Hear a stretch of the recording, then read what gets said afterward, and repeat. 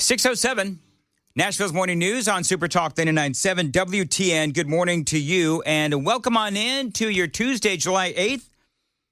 Hope you're doing well. Coming up at 6:36, we've got Matthew Hurt going to talk all things political with Matthew, our grassroots political analyst. And at 7:36, Lee Reeves is going to be joining us in studio. He is the state rep for the 65th District, which is parts of Franklin, Thompson Station, Leapers Fork, and Fairview. Joan, he's got an announcement to make, so we'll talk about that. You always get the best announcements. I don't know about that. MacArthur Park. Yeah. Can I just tell you how heartbreaking it is to hear? I'm going to be honest with you. I didn't know that, you folks know I'm from Los Angeles, right?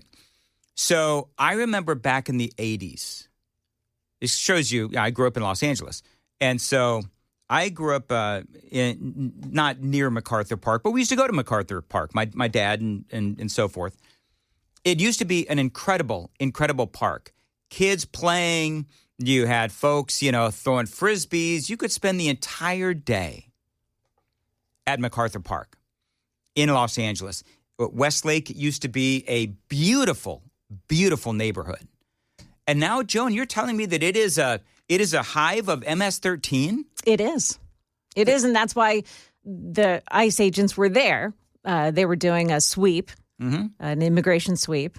But they were met with, as soon as it hit the net that there were ICE agents out there, protesters showed up en masse. Right. And Karen Bass had to come out, too, and have her say. Have you heard the audio? Of Karen Bass? Oh, no, go. I've it? got the audio. Love so it. She is there. Do you know, before I play this, do you know what I would ask Karen Bass? Would you go walking late at night alone in MacArthur Park, Karen Bass? Because she is demanding in this audio that ICE leave, right? She's demanding that ICE leave. She is surrounded by all of these people. And her security agents. Correct, and reporters. And my question would be, as you're demanding that ICE leave, why are you not demanding that MS-13 leave? As opposed to ICE, right? Listen to this. So I am going to say. Now, she's on the phone with somebody. Do you know who she's talking to? She was either talking to Kristi Noem or to another higher up in the Border Patrol Agency. Okay. So I'm gonna repost this to my X feed at Dan Mandis Show. But this is Karen Bass, and again, she's on the phone with somebody. So I am going to say. Mayor Bass, I need to get my phone and we're departing. Okay. All right. Thank you, Mayor Bass. Karen Bass. Mayor Bass. Oh my Any God. comment, Mayor Bass? Thank you. Mayor Bass, any comment? Yes, my comment is they need to leave, and they need to leave right now. So you know that she's not telling MS-13 to leave. Yeah. Also, that agent said they were on their way out anyway. Right. They've probably gotten all the bad guys they came to get. They need to leave because this is unacceptable. Who did you speak with? This is unacceptable, she says. So apparently, in the world of Karen Bass, it is acceptable. And I know this is, for a lot of you folks, this is an eye-rolling moment with Karen Bass and the Democrats. But I just feel like I have to point out the absurdity of this 29-second video where you have the mayor of Los Angeles who is demanding that ICE leave but is inviting MS-13 to stay in the park. I mean, that is Insane. baffling. That is baffling to me. Yes. Here's more. Mayor Bass, who did you speak with on the phone just now? Who did you speak with on the phone? Wow. I don't know. I couldn't tell who she said. But yeah, it's either somebody within the higher ups, Kristi Noem, maybe Tom Homan. Can you imagine a conversation between Karen Bass and Tom Homan? Oh, to be a fly on the wall. Bill Melugin, apparently from Fox News, he was like embedded with the ICE agents when they went into MacArthur Park. He says, and this was from yesterday, breaking, we are with hundreds of federal agents and military as a massive federal immigration enforcement operation is underway in the MacArthur Park area of the sanctuary city of Los Angeles, an area with heavy MS-13 influence. Mayor Karen Bass has demanded raids stop Feds respond with one of the largest yet. Well, they are. They're responding to MS-13. Feds respond to Karen Bass's demand that the raids stop. The feds responded with one of the largest responses yet, including Border Patrol agents on horseback, and protesters were already showing up. She had a video. Apparently, there was a camera trained on the park, and she ran on her, I think it was her Twitter site.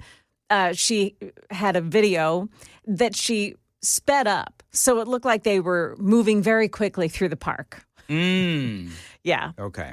But they didn't take anybody yesterday, and I don't know if that's because they didn't find who they were looking for. So they didn't take any bad guys away from MacArthur Park? No. I think it attracted so much attention that they thought better of it at that moment. Well, here's also what may have happened is that somebody may have tipped them off. There may have been a tip-off, too, because we know that that's happening. Mm-hmm. I love this, though. I am going to repost this to my X feed. Dear protesters, you make me sick. Say their names. And you've got, of course, Laken Riley, Jocelyn Nungaray, Rachel Marin, Ruby Garcia, Kayla Hamilton, Molly Tibbetts, a lot of women that have been killed by the likes of MS-13, I'm assuming Trende Aragua, whatever. And so, they're going crazy. The people on the left and Karen Bass, they're going crazy for ICE arriving at what used to be an incredibly beautiful MacArthur Park, and nobody has any care about the kinds of people that are raping and murdering women in America. They can stay. ICE, though, has to leave. Unflippin' believable. So I played this clip of the Border Patrol Chief, Gregory Bovino, in the news. Did you hear this? His response to Karen Bass? Go ahead. The federal government is not leaving L.A. I don't work for Karen Bass. The federal government doesn't work for Karen Bass. We're going to be here till that mission's accomplished, as I said, and better get used to us now. Isn't that great?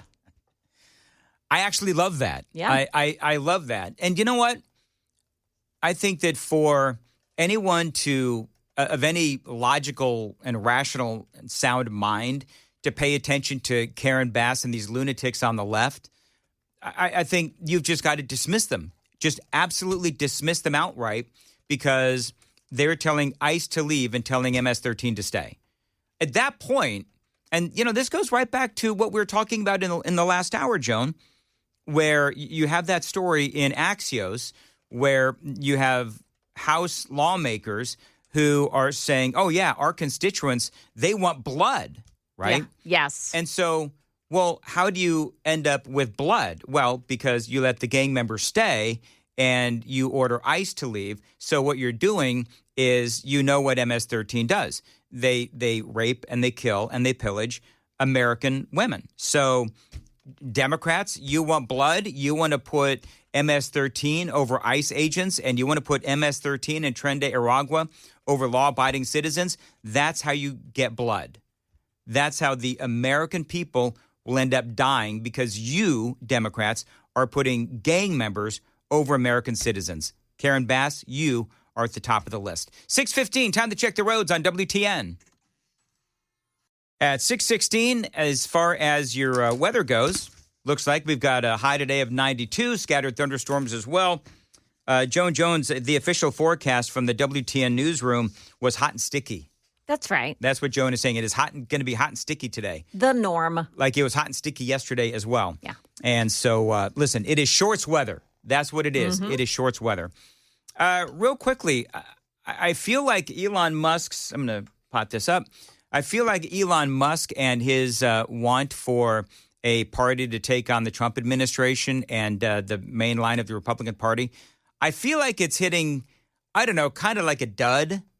I don't know about you, Joan, but Harry Enton at CNN, he was talking about this. Listen. Yeah, this entire thing makes very little sense to me. It makes about as much sense as selling sand in the desert. What are we talking about here? What is the size of Elon Musk's base. Well, I calculate it to be about 4%, just 4%, 1, 2, 3, 4% of all voters. What is that base made up of? Well, it's those who view Elon Musk favorably and the GOP unfavorably. We're talking just about 4% of all voters out there, because it turns out most of the people who like Elon Musk already like the GOP already. That is, they already have a party for him. In my mind, there is just no base for Elon Musk's third party in the electorate, at least initially speaking. And you know what the thing, too, is, like, Elon Musk, and I was talking to somebody, I don't know if it was you, Joan, but it was somebody who, when you watch Elon Musk and you watch how he presents himself, you watch how he does business, how he carries himself, I don't know if I would follow Elon Musk into battle. I agree. And listen, I appreciate everything that Elon Musk has ever done for Donald Trump and for, the conservative movement. Absolutely, yes. But he's just I'm not going to pull out the cuckoo sound effect, but he needs to focus on Elon Musk things. And I'm all for, listen, if he wants to start a third party, an alternative to the Republican Party, if that's what he wants to do, knock himself out. It's his dime. But if he wants to partner with the likes of Mark Cuban and Mike Pence and some of these other people that are rumored to be part of this America Party, okay, you go right on ahead. Now, the thing that I will say, though, is that, and I get where Harry Enten is going, but we spoke about this yesterday, and we'll speak to Matthew Hurd about this at 6:35. But it only takes a few seats to give power back to the Democrats. And it depends on how he does it. Like if he goes for strictly safe seats, safe red seats within the House of Representatives, then you're getting an alternative to a Trump-supporting Republican in there. But, by and large, I don't know why he's doing this. To me, I just believe that he is rather petulant. What he is ultimately, he's not going to defeat J.D. Vance, right? Like in the next presidential election, you've got, it's going to be either J.D. Vance or Marco Rubio, maybe Ron DeSantis. Those are the three that I've got. And if there's other people out there, by all means, let me know. But my big three is DeSantis, J.D. Vance, or Marco Rubio. And I don't care who it is that Elon Musk is going to try to, bring forward. I don't think that they're going to have a shot against those three. I think that right now, Donald Trump is on a big roll. Although, did you hear the scurrilous accusation and rumor that is out there, Joan? About whom? About Donald Trump and amnesty. Oh, no. So Charlie Kirk was doing his thing, and the rumor is he is saying that – isn't it Charlie Kirk, right?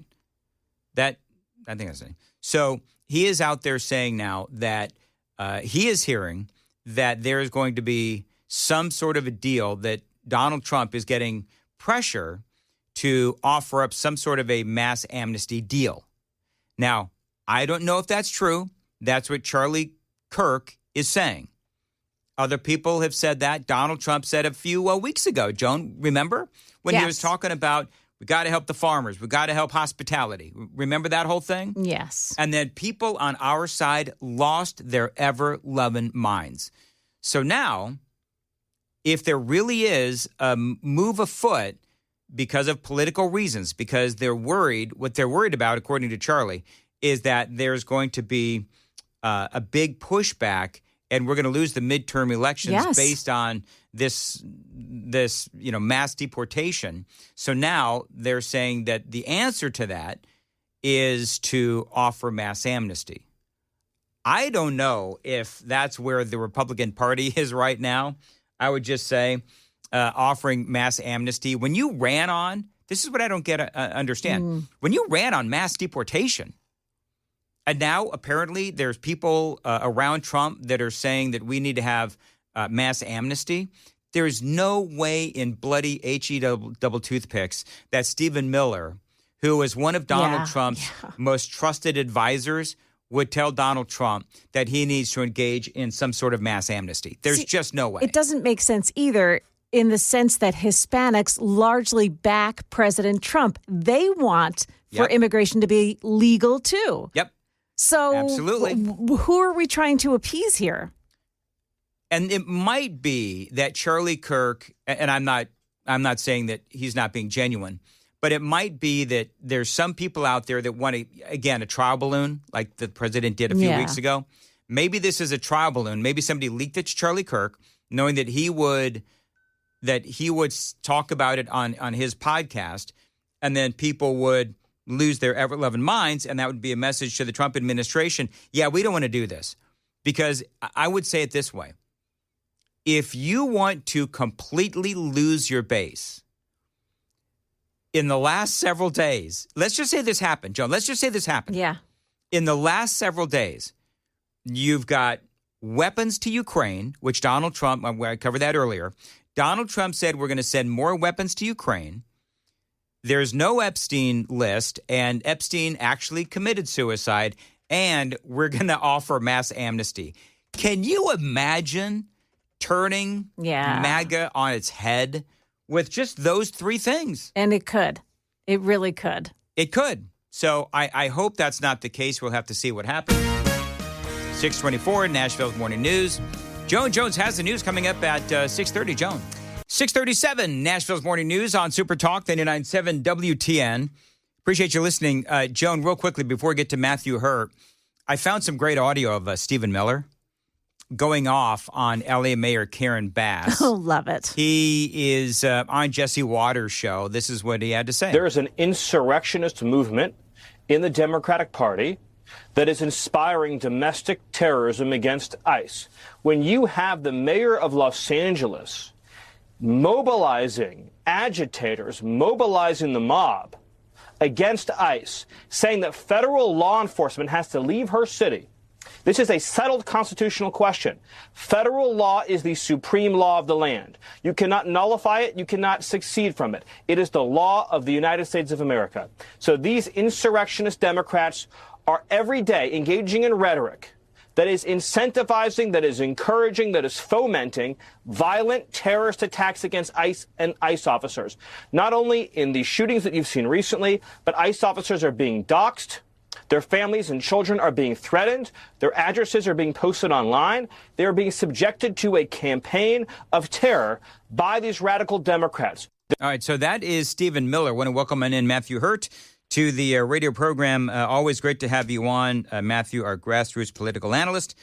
So let's talk about a couple of things just real quick. Illegal immigration. I don't know if you heard, but Joan and I were talking about what happened in MacArthur Park in Los Angeles yesterday. Karen Bass, the mayor of Los Angeles, coming basically to the park and telling MS-13 essentially that they can stay, but ICE had to leave. I mean, it's kind of stunning when you think about it. Yeah, absolutely, Dan. And I think, as the song says, MacArthur Park is frightening in the dark, and it is. Los Angeles and other major cities have serious immigration issues. We're seeing it here in Arlington, where I live, just across the river from Washington, D.C., and people like Stephen Miller and Tom Homan, actually executing on these policies of the Trump administration, are doing a great job. And you can't just decide which federal laws you're going to follow and which you're not going to follow. One of the ways that the federal government is able to hold cities and jurisdictions accountable is to withhold funds. We saw this a few weeks ago with Donald Trump saying that he may withhold some federal funds from California. But this is the front line of the resistance. People like Karen Bass and Governor Newsom out there, and my elected officials in Northern Virginia who are doing everything they can to thwart and subvert the Trump administration. It's outrageous. So there is a story about, and you heard Stephen Miller in that audio bite. He was actually referencing this story.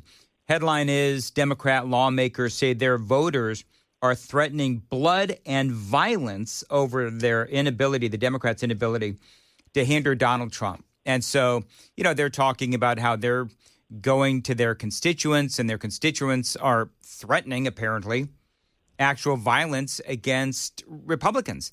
And part of my take on this, just humor me for 10 seconds, is basically the Democrats have spent all this time talking about how Donald Trump is Hitler, we're a bunch of Nazis, and he is deporting migrants when he's not. He's deporting illegal aliens. And he's going to take everybody's Medicaid away from them when in reality that's not the case. But all of these lies are being told about Donald Trump and the Republicans, and it is fomenting this thirst for violence among the left. When you dehumanize your political opponents, it makes it very easy to move into this phase. And this is historically has happened from the left. On January 29th of 1975, the Weather Underground bombed the State Department in Washington, D.C. They are responsible for bombing the Capitol in the mid-20th century. This is a dangerous move when you dehumanize someone that you simply disagree with on policy. It makes it much easier to commit acts of violence, and we're seeing the doxing of ICE agents. There was a young man, I think based out of Houston, who was recently arrested by federal authorities for doxing, basically showing where the hotel was, where these ICE agents were staying when they were committing these raids. And this is dangerous territory. These are men and women who put on a uniform at the federal level, just like the police in Nashville or in Murfreesboro, and they are carrying out the law. And left-wing political opponents are putting them in harm's way. And again, this is a dangerous move. I mean, there are real-world consequences to this. There's this story this morning. Joan and I were speaking about it in the 5 o'clock hour. 10 arrested after ambush on Texas ICE detention facility. Basically, what these guys were trying to do is lure out ICE agents with fireworks. And then when they would come out, the plan was they were going to try to take them out. They did end up shooting one local law enforcement officer. And so this is one of those moments, and I'm just stunned that you had 10 people, 10, maybe 12, and not one of them thought to say, maybe we shouldn't do this. Well, and you should step back and take a look at the range of activity. We saw a couple of weeks ago the senator from California who disrupted Secretary Noem. Padilla. Yeah, Padilla. We saw that activity. That is just one form that sort of normalizes disrupting government activity, and then you see it go a step further with this instance of 10 people outside of the ICE facility in Texas. We see it with the doxing of not only the locations of these agents, but also their names, which can then be used online by people who are, hackers and others who will identify their home addresses and their family members and all of that kind of thing. It is dangerous. It's something that on a much more mild level, I have experienced as chairman of a Republican committee in a deep blue community. My political opponents do this from time to time, but this is nothing like what we're seeing being perpetrated against ICE agents and people who are carrying out the president's lawful agenda. 6:45 on Super Talk 99.7 WTN. All right, coming up, Matthew Hurt, we are going to talk about Elon's adventure as he is trying to start up a new political party. Details straight ahead. Time to check the roads on WTN. As far as your weather for today, another hot day, possible storms as well. High of 92. And again, watch for those storms. Matthew Hurt is joining us. All right, real quick, Matthew, I want to play this audio again. This is Harry Enton over there on CNN. He did what he does. He crunched the numbers. And he doesn't understand what Elon's trying to do. Yeah, this entire thing makes very little sense to me. It makes about as much sense as selling sand in the desert. What are we talking about here? What is the size of Elon Musk's base? Well, I calculate it to be about 4%, just 4%, 1, 2, 3, 4% of all voters. What is that base made up of? Well, it's those who view Elon Musk favorably and the GOP unfavorably. We're talking just about 4% of all voters out there, because it turns out most of the people who like Elon Musk already like the GOP already. That is, they already have a party for him. In my mind, there is just no base for Elon Musk's third party in the electorate, at least initially speaking. What is Elon Musk trying to do? I know that his stated goal right now is to try to take away a couple of House seats, I guess, from Republicans. You and I have talked about this a number of times before. Elon Musk plays an important role in the political process as a financier and less as a strategist. Where he can be most effective, if there are members of Congress he wants to unelect, then he should seek to identify candidates to primary those individuals. As I have said countless times, we live in a first-past-the-post, winner-take-all, two-party political system.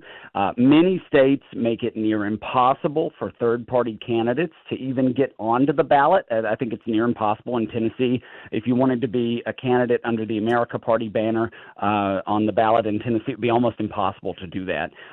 So Elon Musk has invested millions in Republican Party politics over the last cycle. He was very successful in those efforts. I think that if he wants to continue this success, he should do so within sort of the confines of the Republican Party. It is almost exactly the same as David Hogg attempting to, what Elon Musk wants to accomplish is what David Hogg would have tried to accomplish inside the Democratic Party by electing more progressive people in a primary contest. So Elon Musk has some great ideas. He's got people who like him, but those people largely also like the Republican Party, and Elon Musk should play, I guess, in that sandbox. I don't see a lot of people, just from the folks that I hang out with and talk to, I don't see a lot of people following Elon Musk in a battle. I did note, though, that some folks like Mike Pence and Mark Cuban, they're all on board, because ultimately what Elon is trying to do is damage Republicans and damage Donald Trump. Well, Mike Pence is right now a man without a party, given the activities at the end of the last Trump administration. And Mark Cuban has a long track record of opposing Republicans publicly and funding opposition to Republicans. So this is something, again, given the reality, the political reality that we live in, a two-party system, any effort outside of the Republican Party would make an impact in those very close races decided by 2 or 3 points, and it would give Democrats the House and the Senate for sure in 2026. All right, so real quick, the Epstein files don't exist, and Jeffrey Epstein actually did kill himself. Now, I've said my piece on this. You had Pam Bondi, you had Dan Bongino, you had Kash Patel. For years, they've been out there talking big, talking smack about, the Epstein list, why haven't we seen it, so on and so forth, on any show that would have them, and their own shows. And now it turns out they have come out and said that, well, Jeffrey Epstein did kill himself, and there is no client list. So a lot of people saying there's a cover-up. What say you? Dan, I don't believe any of this, I don't know where to go on the air with you on this. I think that it is, you said it very well.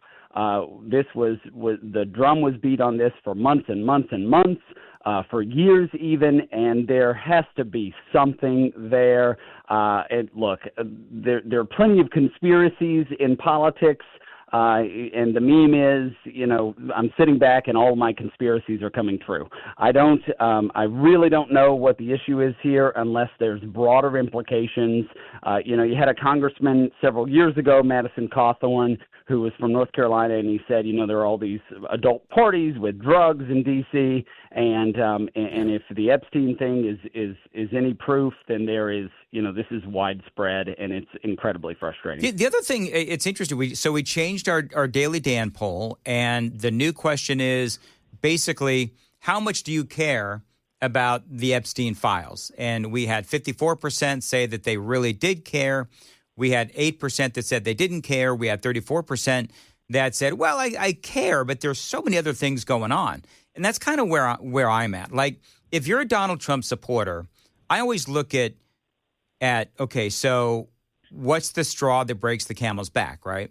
And so if the Epstein files and possible cover-up, whatever, but my thing is, I don't think that story is one that is going to break the relationship or the loyalty and the support that Donald Trump supporters have for the president. I don't think this is that.